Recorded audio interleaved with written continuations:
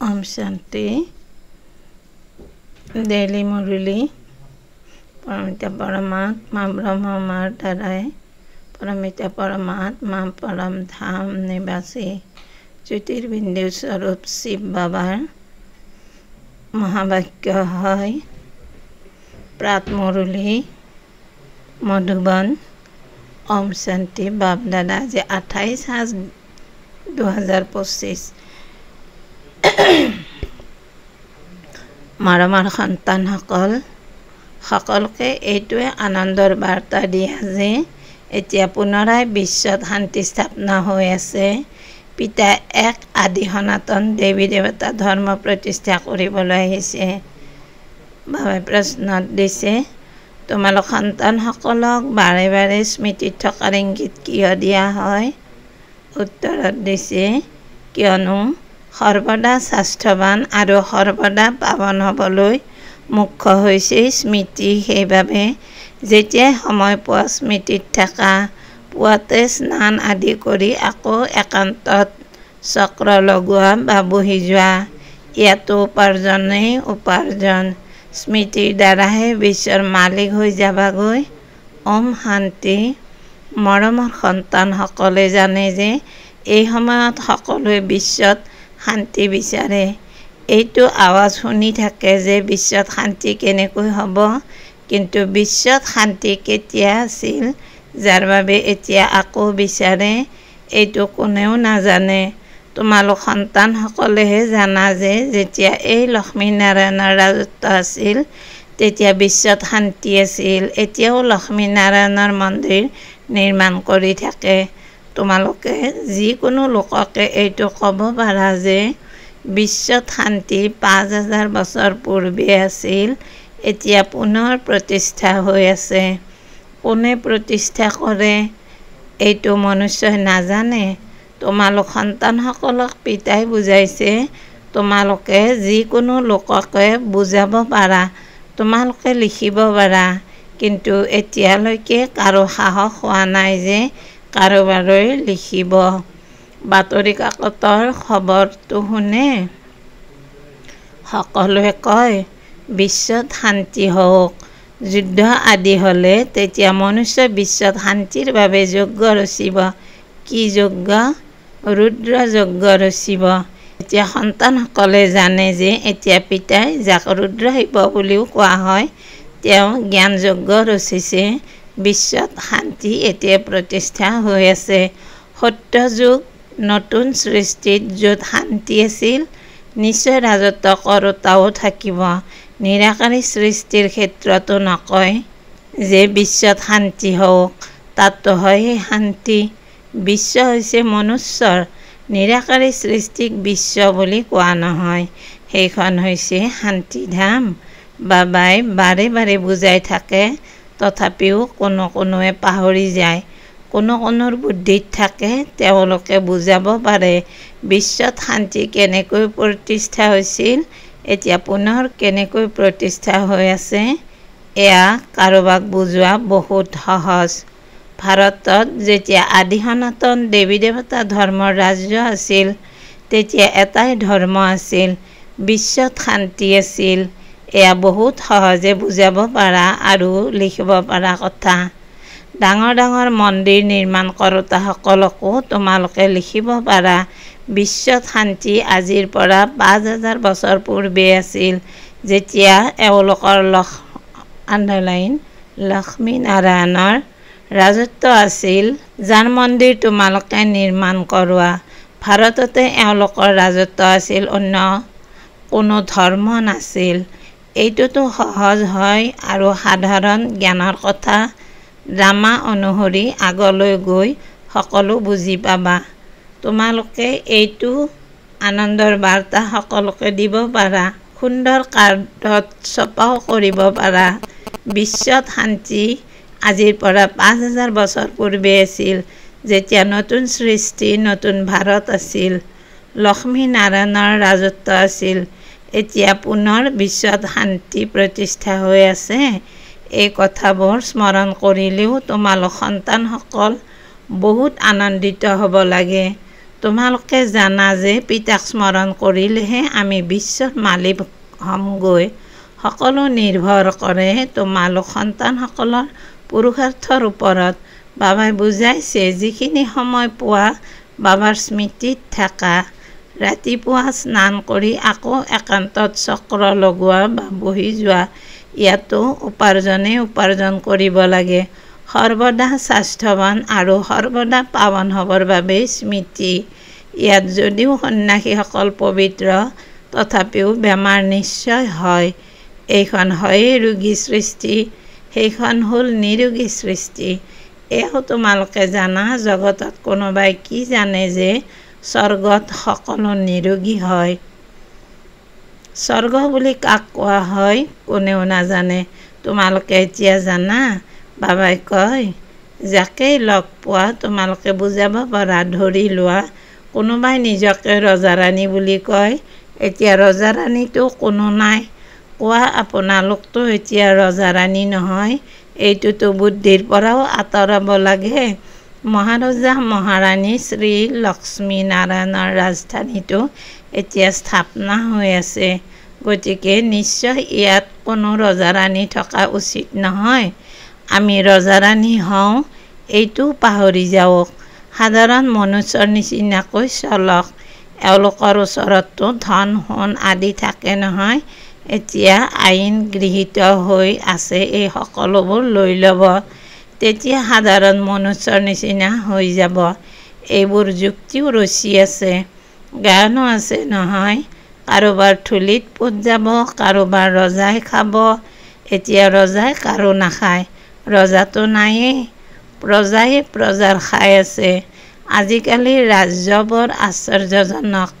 যেতিয়া ৰজাসকলৰ নাম একেবাৰে নোহোৱা হৈ যায়, তেতিয়া ৰাজধানী স্থাপনা হয়। এতিয়া তোমালোকে জানা, আমি তালৈ গৈ আছোঁ য'ত বিশ্বত শান্তি থাকে। হয়েই সুখধাম, শতপ্ৰধান সৃষ্টি। আমি তালৈ যাবলৈ পুৰুষাৰ্থ কৰি আছোঁ। কন্যাসকলে জাকজমকতাৰে বহি বুজাব লাগে, কেৱল বাহিৰৰ কৃত্ৰিম জাকজমকতা নালাগে। আজিকালিতো কৃত্ৰিমো বহুত ওলাইছে নহয়। ইয়াতো পৰিপক্ক ব্ৰহ্মকুমাৰ কুমাৰীসকলৰ দৰকাৰ। তোমালোক ব্ৰাহ্মণসকলে পিতা ব্ৰহ্মাৰ লগত বিশ্বত শান্তি প্ৰতিষ্ঠাৰ কাৰ্য কৰি আছা। এনেকৈ শান্তি প্ৰতিষ্ঠা কৰোঁতা সন্তানসকল বহুত শান্তচিত আৰু অমায়িক হোৱা উচিত। কিয়নো এইটো জানে যে আমি বিশ্বত শান্তি প্ৰতিষ্ঠা কৰিবৰ বাবে নিমিত্ত হৈছোঁ। গতিকে প্ৰথমে আমাৰ মাজত বহুত শান্তি থকা উচিত। বাৰ্তালাপো বহুত ধীৰেৰে, বহুত মাৰ্জিতভাৱে কৰিব লাগে। তোমালোক একেবাৰে গুপ্ত। তোমালোকৰ বুদ্ধিত অবিনাশী জ্ঞানৰত্নৰ সম্পদ ভৰপূৰ হৈ আছে। পিতাৰ তোমালোক উত্তৰাধিকাৰী হোৱা নহয়। পিতাৰ ওচৰত যিমান সম্পদ আছে তোমালোকেও পূৰা ভৰপূৰ কৰি লোৱা উচিত। সকলো সম্পদ তোমালোকৰ, কিন্তু সিমানখিনি সাহস নাথাকিলে তেন্তে ল'ব নোৱাৰে। লওঁতাসকলে উচ্চ পদ পাব। কাৰোবাক বুজাবলৈ বহুত চখ থাকিব লাগে। আমি ভাৰতক পুনৰ স্বৰ্গ কৰি তুলিব লাগে। পেচাগত কাম কাজ আদি কৰিও লগতে এইটো সেৱাও কৰিব লাগে। সেইবাবে বাবাই সোনকালে কৰিবলৈ কয়। তথাপিও হয়তো ড্ৰামা অনুসৰিয়েই প্ৰত্যেকে নিজৰ সময় অনুসৰি চলি আছে। সন্তানসকলকো পুৰুষাৰ্থ কৰোৱাই আছে। সন্তানসকলৰ নিশ্চয়তা আছে যে এতিয়া অলপ সময় বাকী আছে। এইটো আমাৰ অন্তিম জন্ম। পুনৰ আমি স্বৰ্গত থাকিমগৈ। এইখন হৈছে দুখধাম, পুনৰ সুখধাম হৈ যাব। স্থাপনা হ'বলৈ হয়তো লাগে নহয়, সময়টো লাগে নহয়। এই বিনাশ সৰু কথা জানো? যেনেকৈ নতুন ঘৰ নিৰ্মাণ কৰিলে তেতিয়া আকৌ নতুন ঘৰহে স্মৃতিলৈ আহে, সেয়া হৈছে সদৰ কথা। তাত জানো সম্বন্ধ আদি সলনি হৈ যায়? এয়াতো পুৰণি সৃষ্টিখনেই সলনি হৈ যাব। আকৌ যিয়ে ভালদৰে পঢ়িব তেওঁলোক ৰাজকীয় কুলত আহিব, নহ'লে প্ৰজাত গুচি যাব। সন্তানসকল বহুত আনন্দিত হোৱা উচিত। বাবাই বুজাইছে 50-60 জন্ম তোমালোকে সুখ পোৱা। দাপৰতো তোমালোকৰ বহুত ধন থাকে। দুখটো পাছলৈ হয়। ৰজাসকলে যেতিয়া পৰস্পৰ যুদ্ধ কৰে, বিভাজিত হৈ যায়, তেতিয়া দুখ আৰম্ভ হয়। প্ৰথমেতো শস্য আদিও বহুত সুলভ হয়, আকাল আদিও পাছলৈ হয়।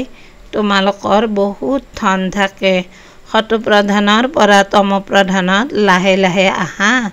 গতিকে তোমালোক সন্তানসকলৰ অন্তৰ বহুত আনন্দিত হৈ থকা উচিত। নিজৰে যদি আনন্দ নাথাকে, শান্তি নাথাকে, তেন্তে বিশ্বত কি শান্তি প্ৰতিষ্ঠা কৰিবা? বহুতৰে বুদ্ধিত অশান্তি থাকে। পিতা আহে শান্তিৰ বৰদান দিবলৈ। তেওঁ কয়, মোক স্মৰণ কৰা। তেতিয়া তমপ্ৰধান হোৱাৰ বাবে আত্মা যি অশান্ত হৈ গৈছে, সেয়া স্মৃতিৰে শতপ্ৰধান শান্ত হৈ যাব। কিন্তু সন্তানসকলে স্মৃতিত থকাৰ পৰিশ্ৰম নকৰে। স্মৃতিত নথকাৰ কাৰণেই আকৌ মায়াৰ ধুমুহা আহে। স্মৃতিত থাকি পূৰা পবিত্ৰ নহ'লে তেতিয়া শাস্তি খাবলগীয়া হ'ব, পদভ্ৰষ্ট হ'ব। এনেকৈ বুজিব নালাগে যে স্বৰ্গলৈতো যাম নহয়। হেৰ মাৰ খাই পাই পইচাৰ সুখ পোৱা, এইটো জানো কিবা ভাল কথা?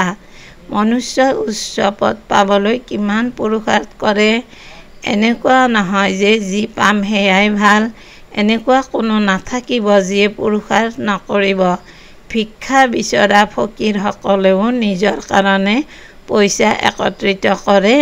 পইচাৰ বাবেতো সকলো ভোকাতুৰ। পইচাৰে সকলো কথাতে সুখ হয়।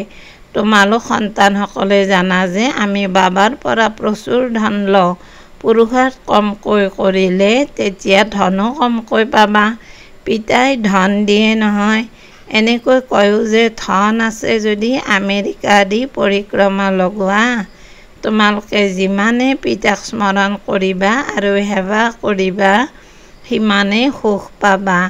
পিতাই প্ৰতিটো কথাতে পুৰুষাৰ্থ কৰাই উচ্চ কৰি তোলে। বুজি পায় যে সন্তানসকলে আমাৰ কুলৰ নাম উজ্জ্বল কৰিব। তোমালোক সন্তানসকলেও ঈশ্বৰীয় কুলৰ পিতাৰ নাম উজ্জ্বল কৰিব লাগে। এওঁ সত্য পিতা, সত্য শিক্ষক, সৎগুৰু হৈ গ'ল। উচ্চতকৈও উচ্চ পিতা, উচ্চতকৈও উচ্চ সঁচা সৎগুৰু হ'ল। এইটো বুজাইছে যে গুৰু এজনেই, দ্বিতীয় কোনো নাই। সকলোৰে সদ্গতিদাতা এজন। এইটো তোমালোকে জানা। এতিয়া তোমালোক পাৰস পবিত্ৰ বুদ্ধিৰ হৈ আছা। পাৰসপুৰীৰ পাৰসনাথ ৰজাৰাণী হোৱাগৈ কিমান সহজ কথা। ভাৰত স্বৰ্ণিম যুগী আছিল, বিশ্বত শান্তি আছিল। এইটো তোমালোকে এই লক্ষ্মীনাৰায়ণৰ চিত্ৰৰ দ্বাৰা বুজাব পাৰা। স্বৰ্গত শান্তি আছিল, এতিয়া হৈছে নৰক। ইয়াত অশান্তি আছে। স্বৰ্গত এই লক্ষ্মীনাৰায়ণ থাকে নহয়। শ্ৰীকৃষ্ণক লৰ্ড কৃষ্ণ বুলিও কয়, কৃষ্ণ ভগৱান বুলিও কয়। এতিয়া লৰ্ডটো মালিকটো অনেক আছে। যাৰ ওচৰত বেছিকৈ ভূমি থাকে তেওঁকো লেণ্ডলৰ্ড বুলি কোৱা হয়। শ্ৰীকৃষ্ণতো বিশ্বৰ ৰাজকুমাৰ আছিল। যিখন বিশ্বত শান্তি আছিল, এইটো কোনেও গম নাপায় যে ৰাধা কৃষ্ণই লক্ষ্মী নাৰায়ণ হয়। তোমালোকৰ বাবে জগতৰ লোকে কিমান কথা ৰচে, হুলস্থুলৰ সৃষ্টি কৰে। এনেকৈ কয় যে এওঁলোকে ভাই ভনীৰ সম্বন্ধ গঢ়ি দিয়ে। বুজোৱা হয় যে প্ৰজাপিতা ব্ৰহ্মাৰ মুখ বংশাৱলী ব্ৰাহ্মণ, যাৰ বাবে গায়ন কৰে যে ব্ৰাহ্মণ দেৱী দেৱতাই নমঃ। ব্ৰাহ্মণেও তেওঁলোকক নমস্কাৰ জনায়, কিয়নো তেওঁলোক হৈছে সঁচা ভাই ভনী, পবিত্ৰ হৈ থাকে। তেন্তে পবিত্ৰসকলক কিয়নো সন্মান নজনাব? কন্যা পবিত্ৰ হয়, সেয়েহে তেওঁলোকৰো চৰণত পৰে। বাহিৰৰ দৰ্শনাৰ্থী আহিলে তেওঁলোকেও কন্যাক নমস্কাৰ জনাব। এই সময়ত কন্যাৰ ইমান সন্মান কিয় হৈছে? কিয়নো তোমালোক ব্ৰহ্মকুমাৰ কুমাৰী হোৱা নহয়। সংখ্যাগৰিষ্ঠতা তোমালোক কন্যাসকলৰে। শিৱশক্তি পাণ্ডৱ সেনা বুলি গান কৰা হৈছে। ইয়াত পুৰুষো আছে। সংখ্যাগৰিষ্ঠতা মাতাসকলৰ, সেয়েহে গান কৰা হয়। গতিকে যিসকলে ভালদৰে পঢ়ে তেওঁলোক উচ্চ হৈ যায়। এতিয়া তোমালোকে গোটেই বিশ্বৰ বুৰঞ্জী ভূগোল জানি গৈছা। চক্ৰৰ ওপৰতো বুজোৱা বহুত সহজ। ভাৰত পাৰসপুৰী আছিল, এতিয়া হৈছে পাথৰপুৰী। তেন্তে সকলো পাথৰনাথ হৈ গলা নহয়। তোমালোক সন্তানসকলে এই 84ৰ চক্ৰকো জানা। এতিয়া ঘৰলৈ যাব লাগে। গতিকে পিতাকো স্মৰণ কৰিব লাগে, যাৰ দ্বাৰা পাপ খণ্ডন হয়। কিন্তু সন্তানসকলে স্মৃতিত থকাৰ পুৰুষাৰ্থ নকৰেই, কাৰণ অমনোযোগী হয়। ৰাতিপুৱা নুঠে, যদি উঠেও মজা নাপায়, টোপনি আহিবলৈ ধৰে, সেয়েহে আকৌ শুই যায়, নিৰাশ হৈ যায়। বাবাই কয়, সন্তানসকল, এয়া যুদ্ধক্ষেত্ৰ হয় নহয়, ইয়াত নিৰাশ হ'ব নালাগে। স্মৃতিৰ বলেৰেহে মায়াৰ ওপৰত বিজয়ী হ'ব লাগে। এই ক্ষেত্ৰত পৰিশ্ৰম কৰিব লাগে। বহুত ভাল ভাল সন্তান আছে যিসকলে যথাৰ্থ ৰীতি স্মৰণ নকৰে। খতিয়ানৰ ৰাখিলে লাভ লোকচানৰ বিষয়ে গম পোৱা যায়। এনেকৈ কয় যে খতিয়ান ৰখা অভ্যাসেতো মোৰ অৱস্থাত চমৎকাৰ আনি দিলে। এনেকৈ কোনোবা বিৰলজনেহে খতিয়ান ৰাখে। এই ক্ষেত্ৰতো বহুত পৰিশ্ৰম হয়।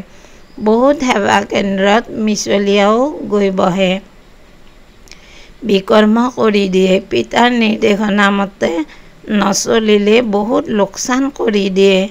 সন্তানসকলে জানো গম পায় যে নিৰাকাৰে শিৱ বাবাই কয় নে সাকাৰে ব্ৰহ্মা বাবাই কয়।